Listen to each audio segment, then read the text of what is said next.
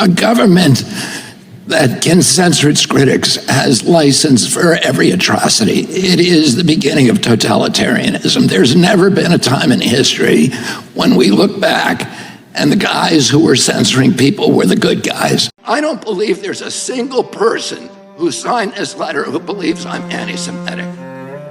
I do not believe that. There is no evidence of that. Robert F. Kennedy Jr. is being crucified by the government officials, and the media. The media is telling us that he's racist, anti-Semitic, and anti-vax. It sounds like the same old record is spinning, using the same trigger words, the same trigger terms to take down a key individual. And if you have eyes to see and ears to hear, you know that we've seen this all before. This is the classic media attack. Totally unfounded claims about a person to take them down. And this is extremely dangerous to our democracy. After today's congressional testimony, it became clear to me why this is all happening. It's because they are in fear of RFK Jr. and his message. We have to stop trying to destroy each other, to marginalize, to vilify, to gaslight each other. We have to find that place inside of ourselves of light, of empathy, of compassion, and above all, we need to elevate the Constitution of the United States, which was written for hard times. And that has to be the premier compass for all of our activities. YouTube deplatformed me. I didn't talk about vaccines in that speech. I didn't talk about anything that was a verboten subject. I just was talking about my campaign and things, the conversation that we ought to be having with each other as Americans. But I was shut down, and that is why the First Amendment's important. Debate, congenial, respectful debate is the fertilizer, it's the water, it's the sunlight for our democracy. We need to be talking to each other. Now, this is a letter that many of you signed, many of my fellow Democrats. I've spent my life in this party. I've devoted my life to the values of this party. This 102 people signed this. This itself is evidence of the problem that this hearing was convened to address. This is an attempt to censor a censorship hearing. And thanks to the Twitter files, we found out that the former FDA director, who was on the board of Pfizer, Dr. Scott Gottlieb, wrote on August 27th, 2021, to Twitter executive Todd O'Boyle, who, by the way, was kind of one of the go-to people for the White House also to coordinate with when they wanted something suppressed, requested Twitter take action against a post about natural immunity. You know what's amazing to me is Scott Gottlieb, who works for Pfizer, who's a former FDA director, went to Twitter the day I got censored on natural immunity. My post, a congressional post. Now, the other side said, well, your tweet's still up, your post is still up. What do you mean you're getting censored? What they did is they labeled it and they denied anybody's ability to actually comment on it, and they deboosted it. So I simply said natural immunity is better than vaccine immunity. We had studies showing that. They took it, they censored it. So the next day I tried it again with a reference to Bloomberg, hardly a right-wing outlet or conspiracy generator, and they censored that one as well. This is astounding to me. Mr. Kennedy, can you talk about the censorship, the effort of the White House and pharma to suppress the acknowledgement of natural immunity and why they might have been doing that? Well, again, there was an effort to suppress information, not, in fact, if you read the Twitter files and the email correspondence between Facebook and the White House, there was an acknowledgement that they were being asked and they were complying with censoring information that everybody knew to be true or highly likely to be true. The purpose, and in fact, the term misinformation did not denote falsehood or veracity. Rather, it was a euphemism for any information that departed from government orthodoxies. We needed information. We should have all been sharing information openly and talking to the 15 million doctors through the internet who were treating patients on the front line all over the world and channeling the best therapies, the most successful treatments, so that we could all figure it out. This is not a time in a pandemic I'll just say this one thing. Trusting the experts is not a function of science. It's not a function of democracy. It's a function of religion and totalitarianism, and it does not make for a healthier population. A government that can censor its critics has license for every atrocity. It is the beginning of totalitarianism. There's never been a time in history when we look back and the guys who were censoring people were the good guys. All of us grew up reading Arthur Koestler, Robert Heinlein, Aldous Huxley, George Orwell, and they were all saying the same thing. Once you start censoring, you're on your way to dystopia and totalitarianism. And I know my time has expired, but Mr. Sauer, you said earlier, censorship is about power. Censorship is about control. And the entire progressive leftist agenda is about nothing more than dependency and control. That is why this is so important. My name is Emma Jo Morris, politics editor at Breitbart. I'm here today because I published a series of news stories 3 years ago in October of 2020 about Hunter Biden's now infamous laptop, also known as the laptop from hell, which is seen as some of the most scandalous reporting of the last decade. What was more scandalous than the reporting itself, though, was the fact that it exposed the unholy alliance between the intelligence community, social media platforms, and legacy media outlets. At the time, I was deputy politics editor at the New York Post, and my reporting showed that despite then candidates Joe Biden's repeated and furious denials, he was apparently involved in the foreign business deals of his family. Over several days, just weeks before Americans would vote for their next president, I revealed verified, authentic emails from the Biden Scion's hard drive showing Ukrainian business partners receiving leaks from the Obama White House.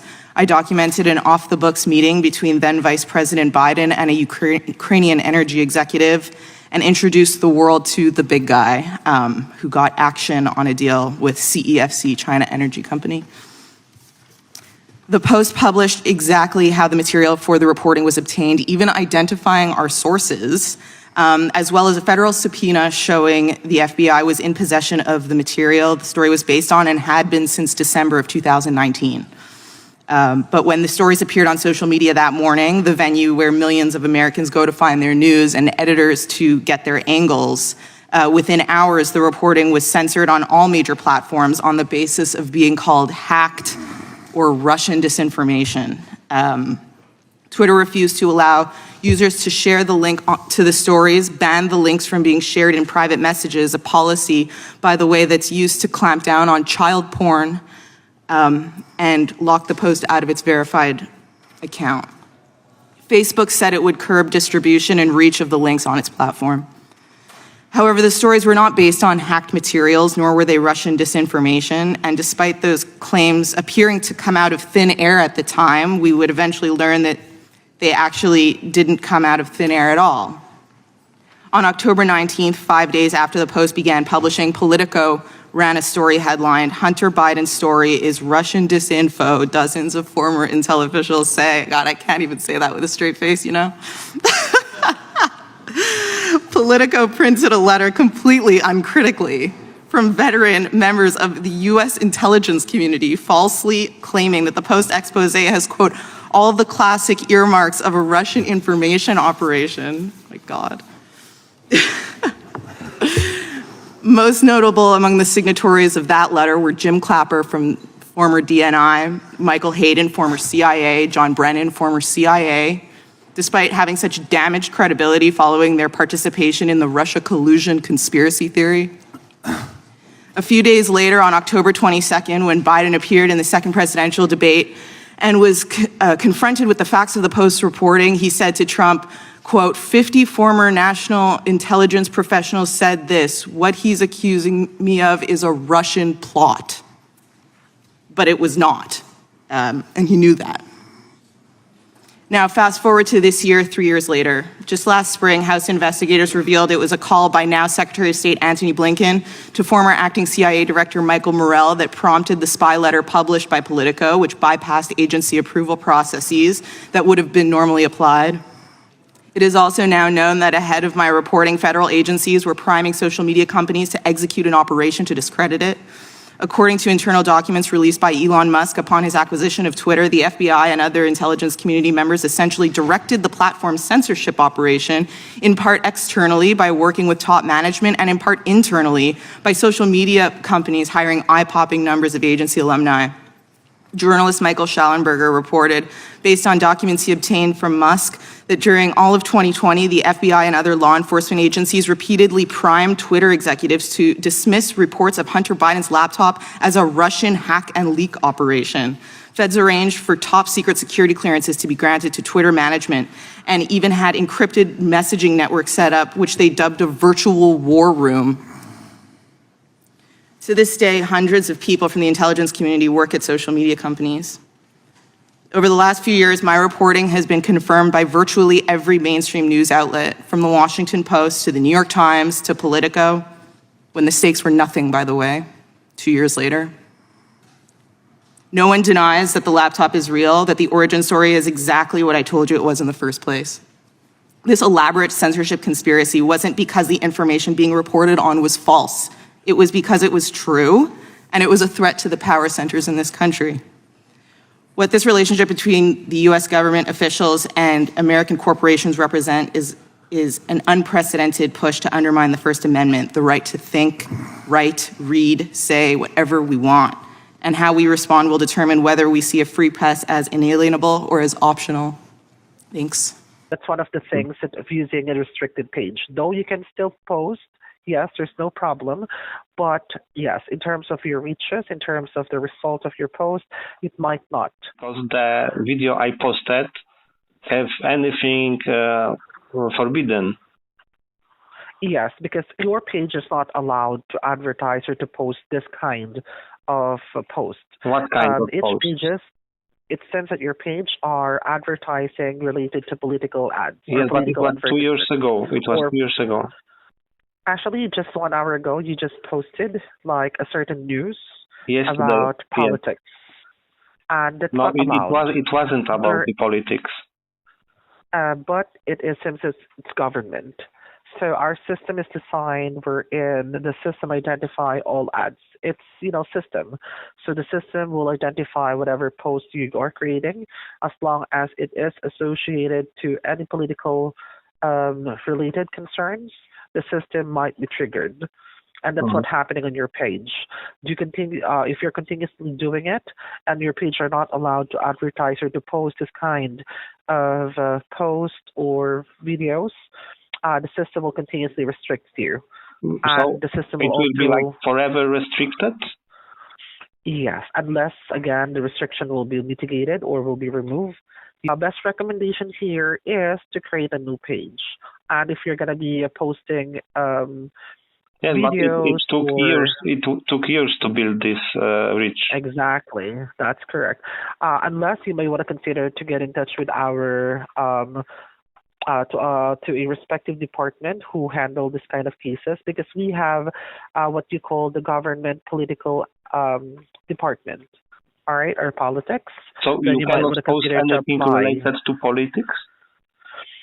Depending on your country, there are countries who are very strict in terms of posting political related videos. It's not the case in my country.